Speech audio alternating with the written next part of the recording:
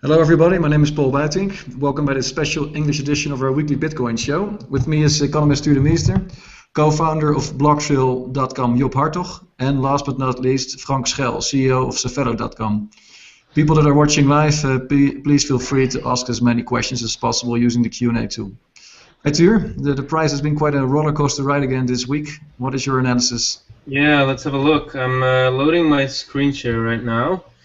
I think I got it here. Yes, let's share. So if we have a look at the prices, still on.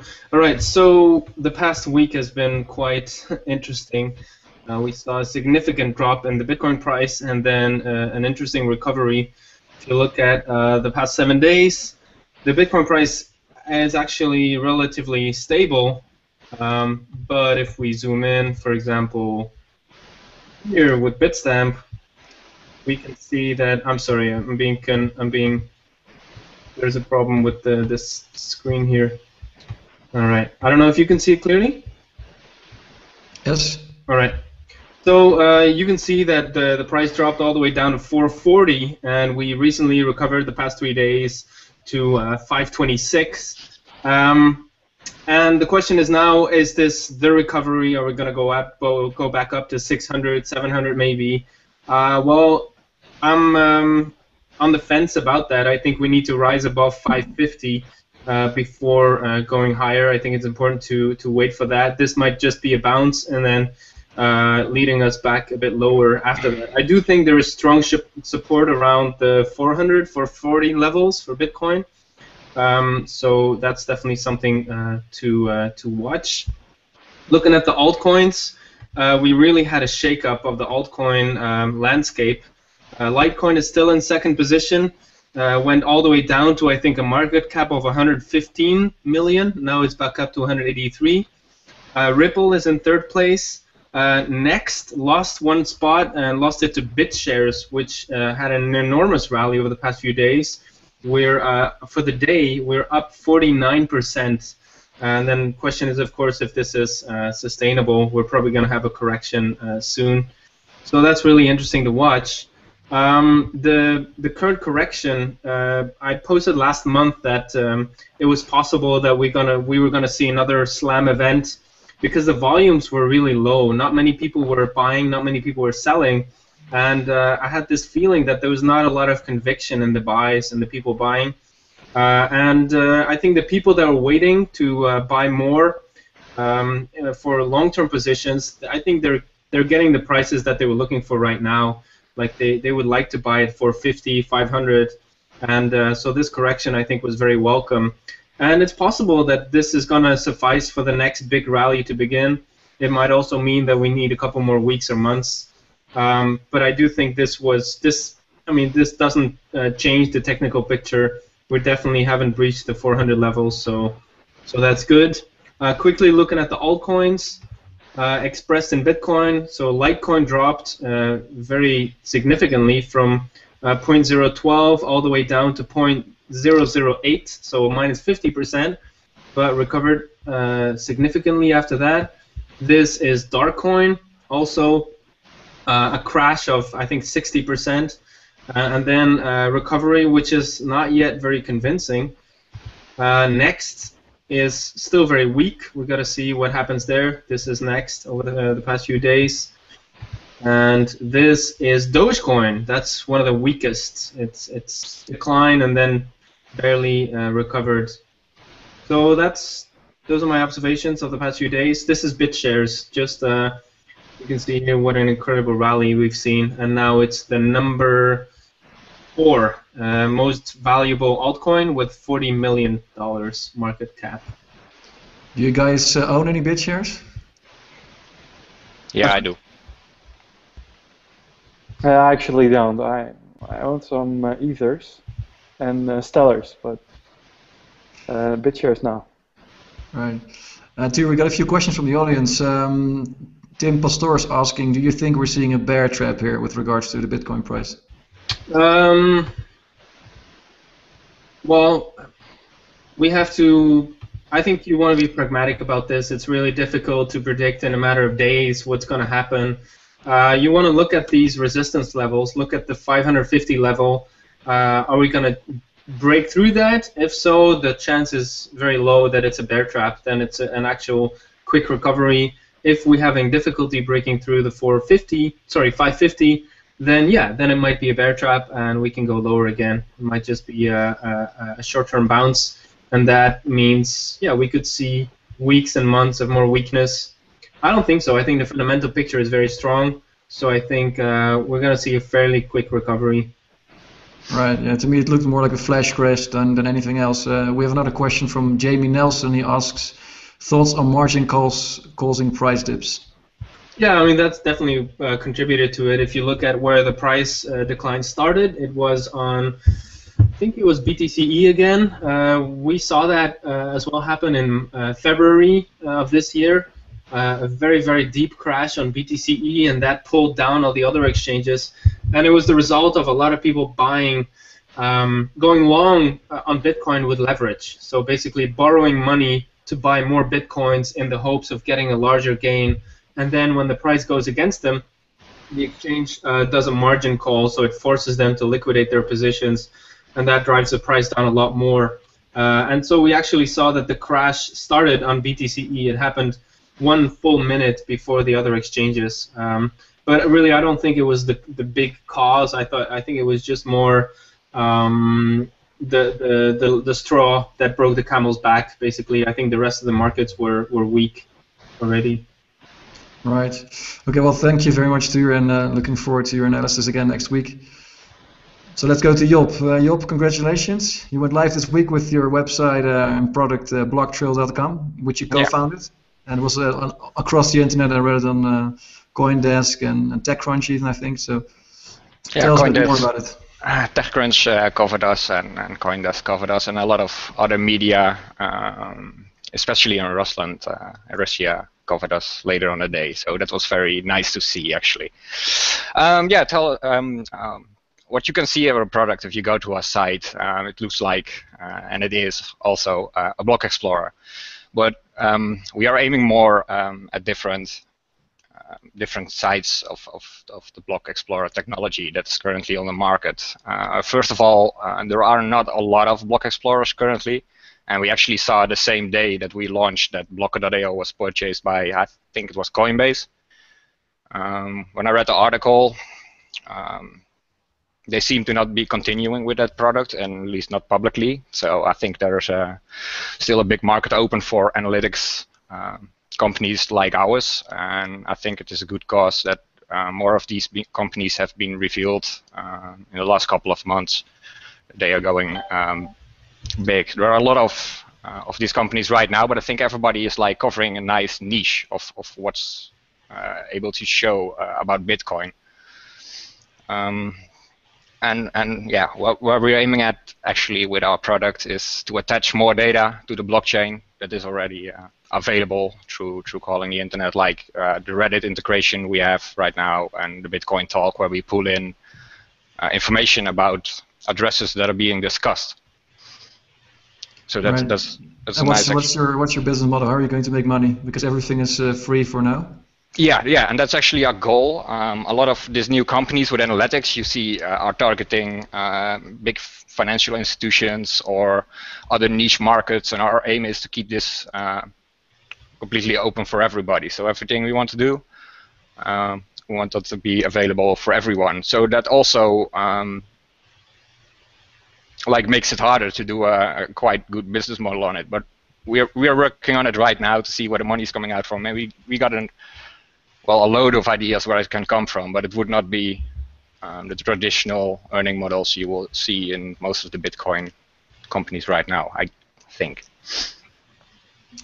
Interesting. So what kind of ideas do you have then? Yeah, ask me too deeper on them. Yeah, well, we come from this belief that the Bitcoin is this public ledger that should be open for everybody. So what we are trying to do is just get it open for everybody and not only for the technical guys.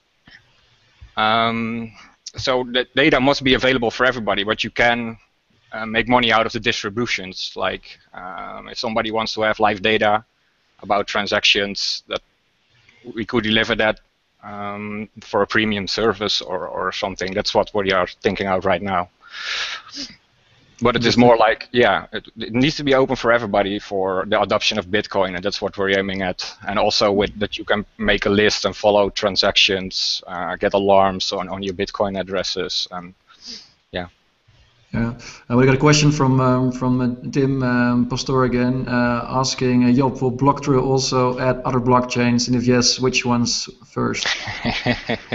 That's a question I received actually a lot, and yeah, let me make clear: we are a crypto currency analytical company. We are not like Bitcoin is the biggest one, and that's why we obviously opened, and we are all into Bitcoin.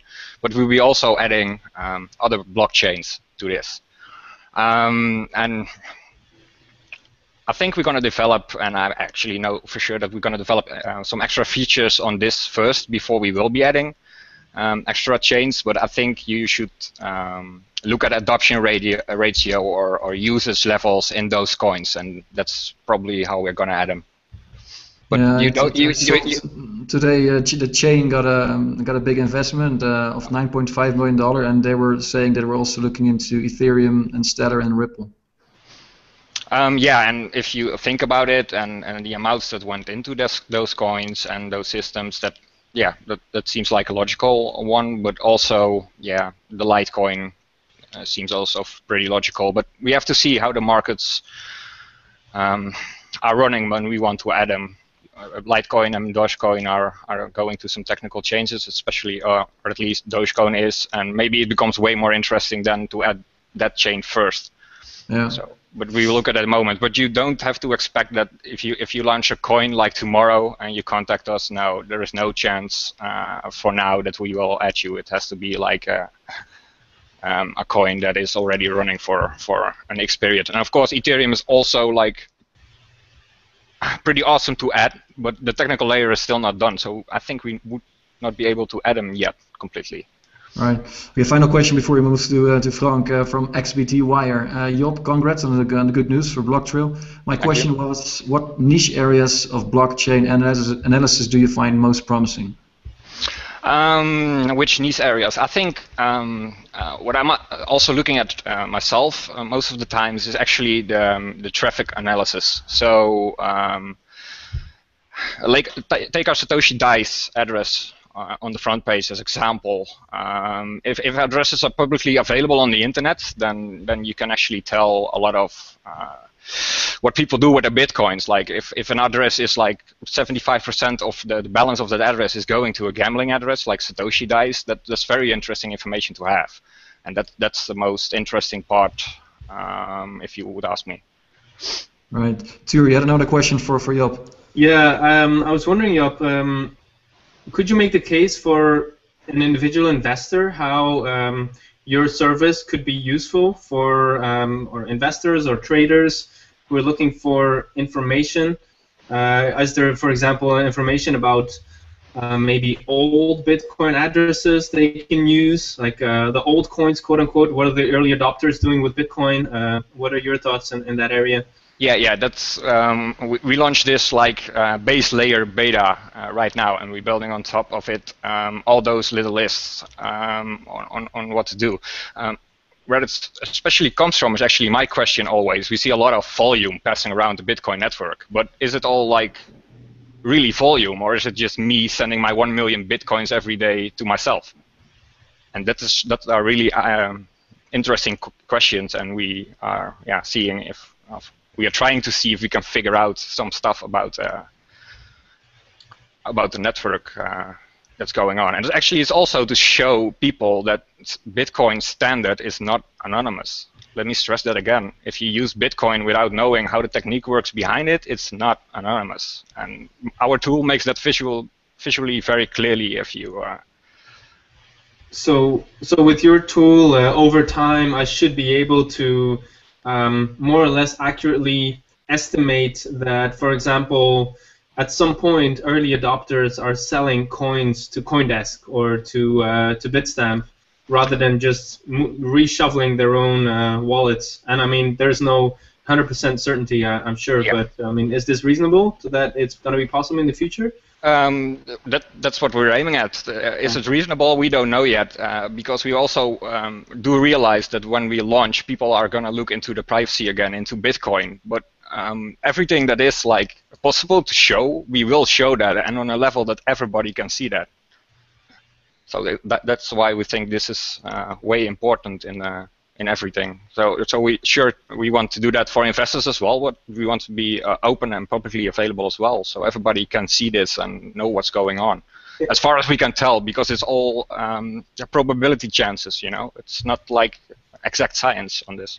It's really exciting to me that services like you, the ones that you're launching, actually I think are going to enhance privacy, because if everybody's aware of how transparent the network is, and if everybody has the access to tools similar to tools that maybe the FBI or the NSA can use, then it's more easy for people to like assess how to protect themselves and what level of security is necessary to really get privacy.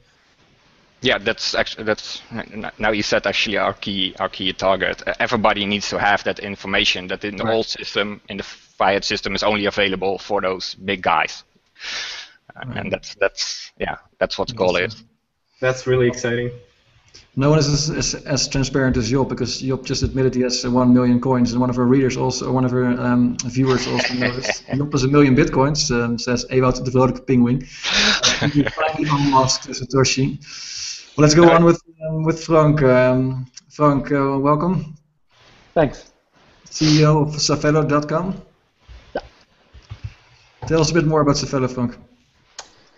Safello is a Bitcoin exchange to most people today, where we make it easy for people to buy and sell Bitcoins throughout Europe through direct payment solutions like Sophort, Handelsbanken Direct, Ideal, and in Sweden we have Bank Giro, and we have international wires and we have 3 different currencies right now: pound, SEK, and euro.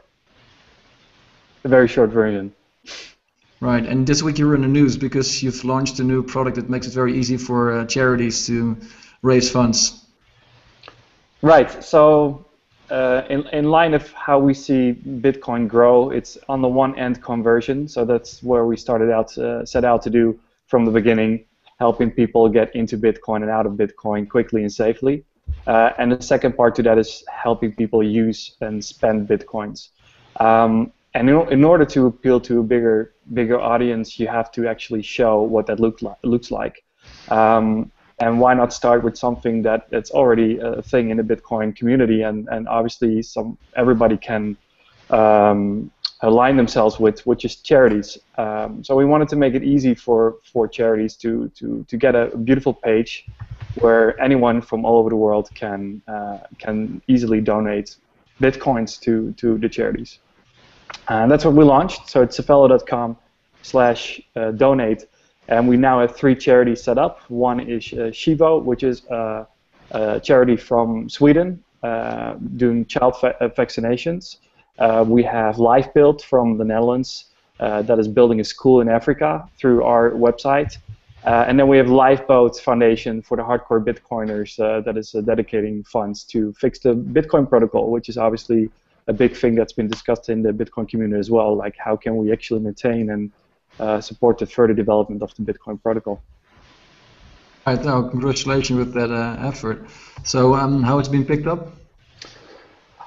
From a media point of view, I think quite well. We were on Forbes, CoinDesk, Cointelegraph, the Next Web, hundreds of tweets. So, from a media point of view, it was great. I think it's maybe an eye-opener, I hope, to a new crowd that maybe through these tweets at least get acquainted with Bitcoin and get an interest for it.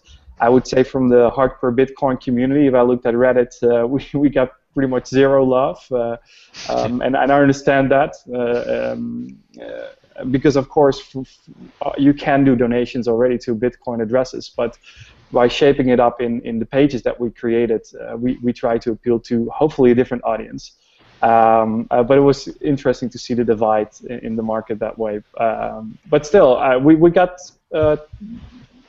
I I think like 25 transactions donations the first day. So if anything, we did help these causes a little bit, but certainly I hope that we can accomplish the goals. I mean, it's a set goal, and if the Bitcoin community come together and raise that money, then they're building a school in Africa, which is pretty cool.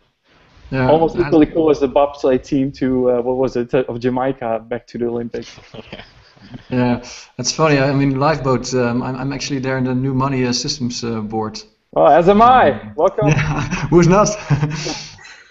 I don't know what their model is. It's interesting. I never get an email like, what's your opinion on this or what's your take on that. But anyway, it's good to see these guys developing themselves. So, Tuur, you had a question for Frank. Yeah, I think the Lifeboat Foundation, they like to capitalize on people's vanity, like, oh, I'm on there, and then you put it on your own Twitter page, like, hey, or on your LinkedIn profile. It's interesting how their tactic works. Yeah, I have a question for Frank. I was curious, do you have a page with a progress bar? Like, can people say we're gathering 20 Bitcoins for this goal, and then the donors can actually see the progress?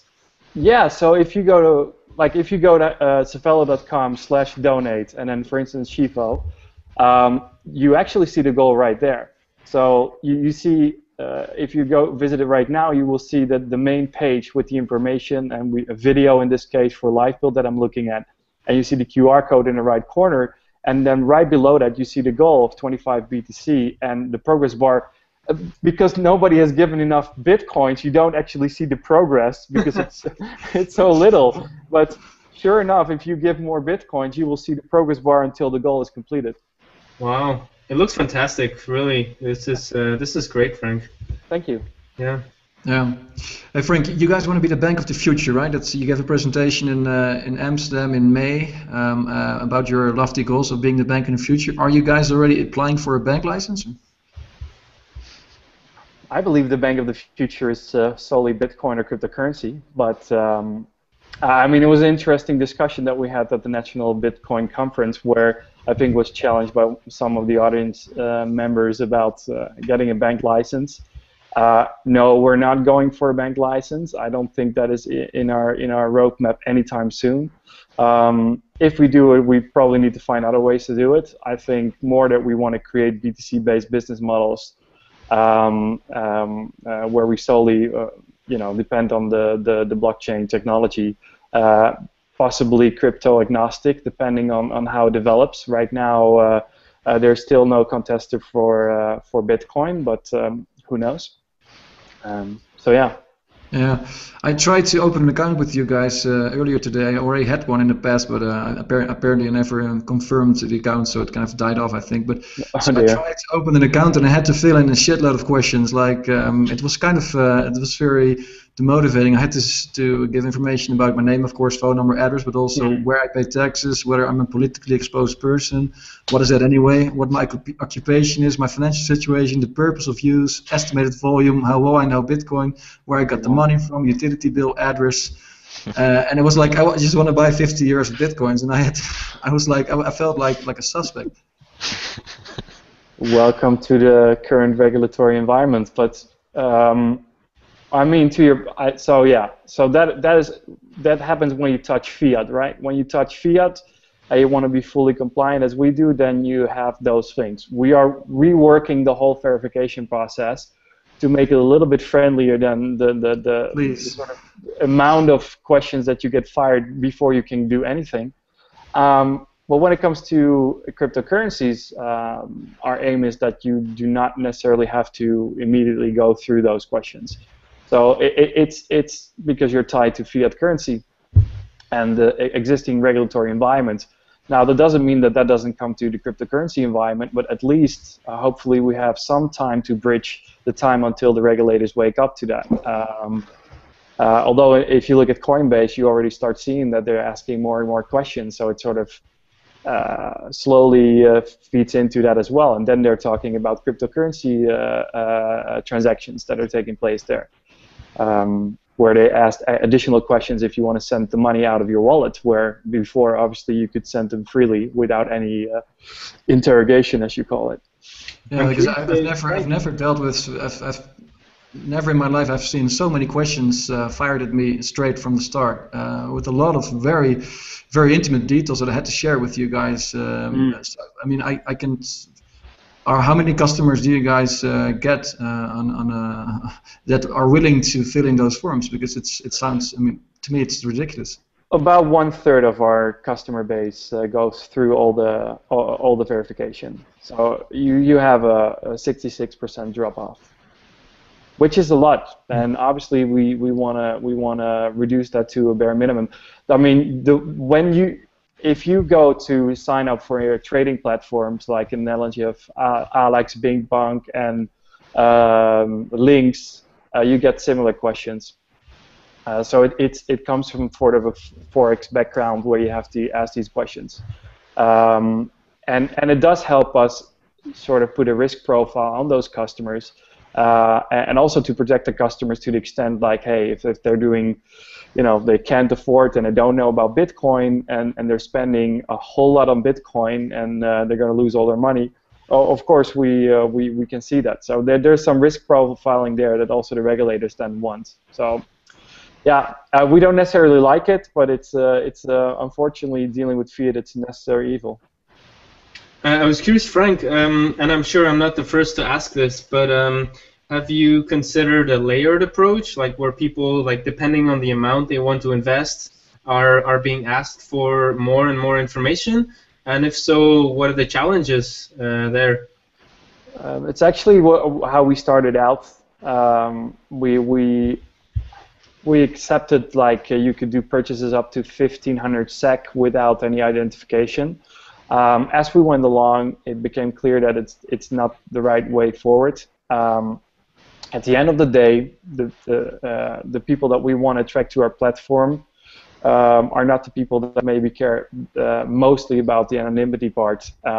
So I mean, looking at the early days of the internet, obviously everything was anonymous, but now you have Facebook where your identity is linked to everything, and I think for a big part that will happen to the future of Bitcoin.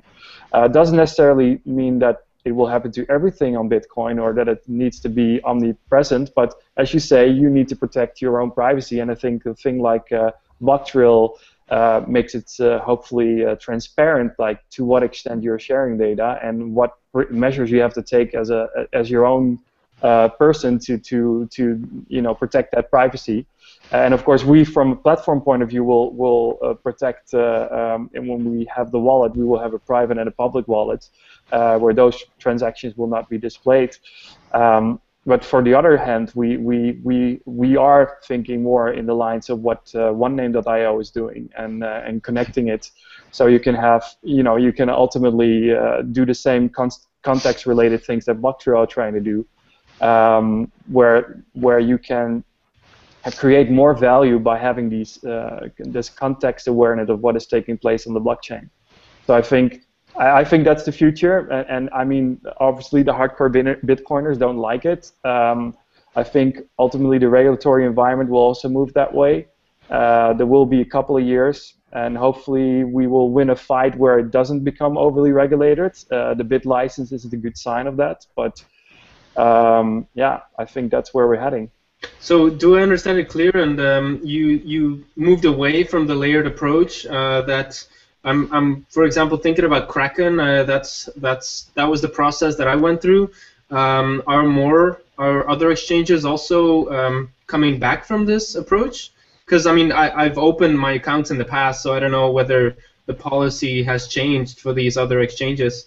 So if you mean by like doing some kind of fiat trade with full anonymity, no, I don't mean full anonymity, but the way it was with Kraken is that you would give your identity, but in the beginning you gave very little more than that, and then when you gave like a scan of your passport, your limits were raised. If you gave your utility bill, you got more limits. Yeah, that's what I mean.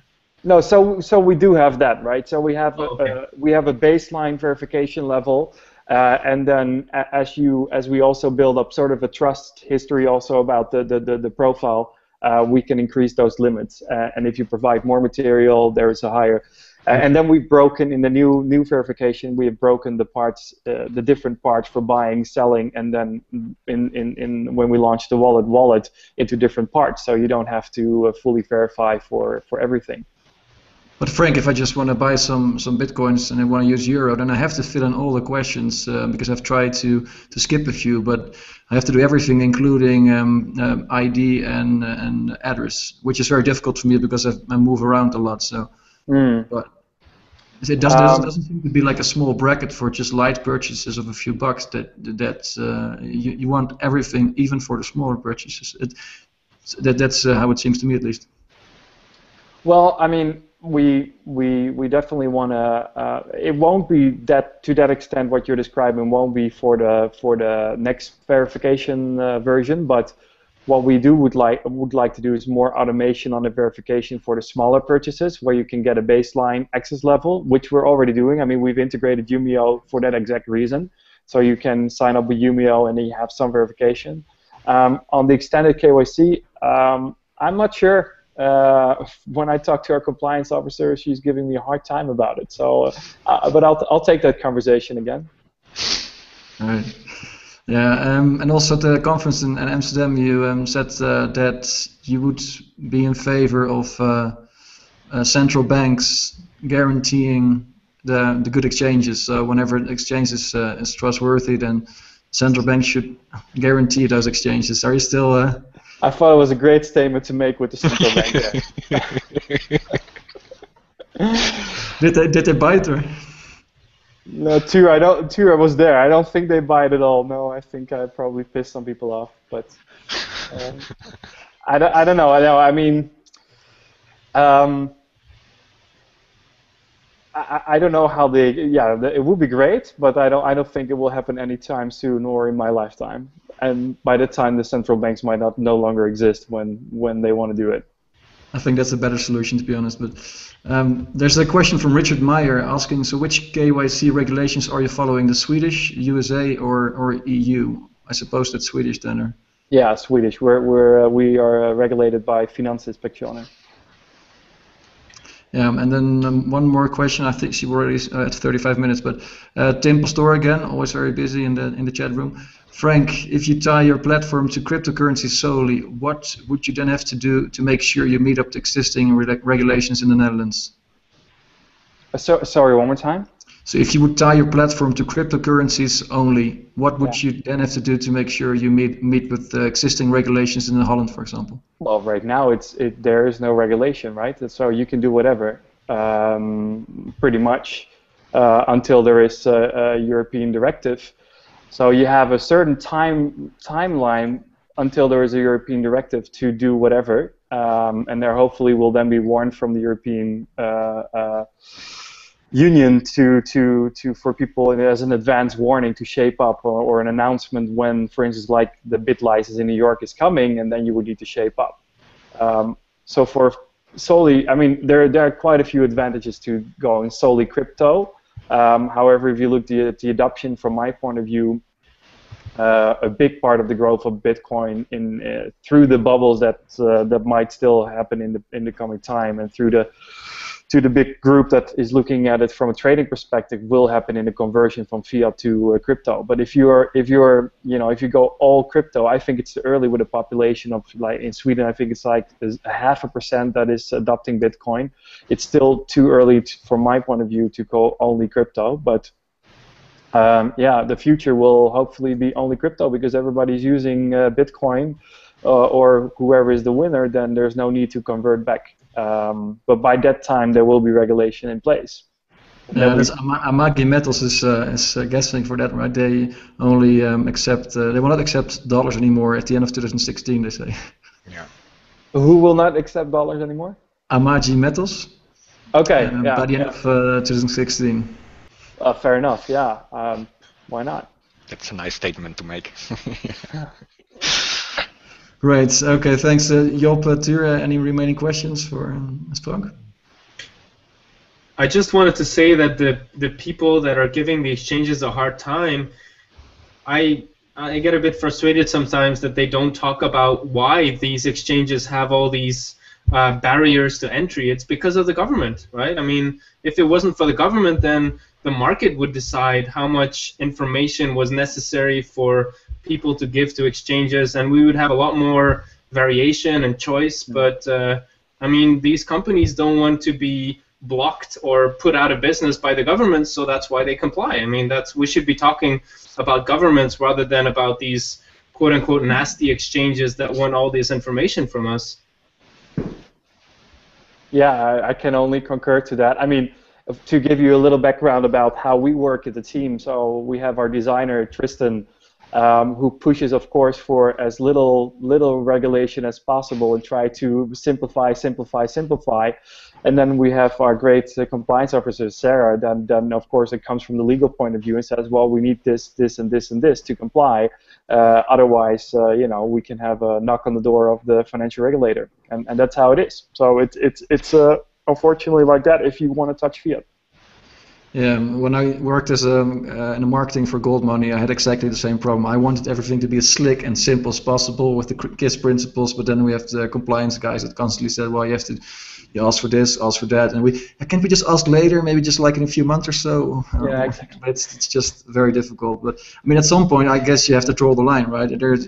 There will be a point in time where you say, I'm sorry, I'm just not going to ask this, or I'm just going to find a different business model. I mean, you don't want to comply with everything, right, as an exchange. Well, it's a cat and mouse game, I guess, ultimately with the regulator, and I think there are different regulators in different countries, and they are maybe stricter in one than the other. I can imagine that in the UK it's harder to abide by the rules than maybe in Sweden. In the Netherlands, you currently don't have regulation, so you can do whatever until there is. You picked the wrong country then. Maybe. The way I see it is that we have everything built already for the next phase, right? So we spent a lot of time preparing for that. And if you look at the big exchanges, all of them, Kraken, Bitstamp, and the likes, they have all moved that way for that particular reason. You need to be ready because if you grow to any size, somebody will start knocking on your door. Yeah, I mean, the European Banking Authority seems to agree with you there because they're already kind of prepping the banks and exchanges to be ready for the new world, which will be. I mean, I don't like it at all, but yeah, that's the way it is, I guess. Mm-hmm. Let's see what the future brings. Okay, so Frank, where can people find you? On the Twitter, they can find me personally /Frank Schuil, and otherwise Safello.com. And in Sweden, Stockholm, at Sub 46, we're sitting there. Cool. Okay, well, thank you very much for being on the show, and talk to you next time. Can I add a little thing? The donation addresses are just confirmed by my CTO, are now added to Blocktrail as well. Oh, there you go. That's awesome. Kudos. So they are visible by label right now. So if you find them, then we can. I'll spread the word to the charities. They've been co-promoting it with us, and they hope that they can fulfill the causes that they put on our website. And I hope the Bitcoin community can get behind it and show some love. Yes, and they can use the links that are provided by our website to share it. So. All right, can you please send me the link? I'll forward it to them. I will ask if you send them to me, and then you get them directly. Perfect. Okay, thanks guys. Talk later. Thanks all. Cheers. Cheers.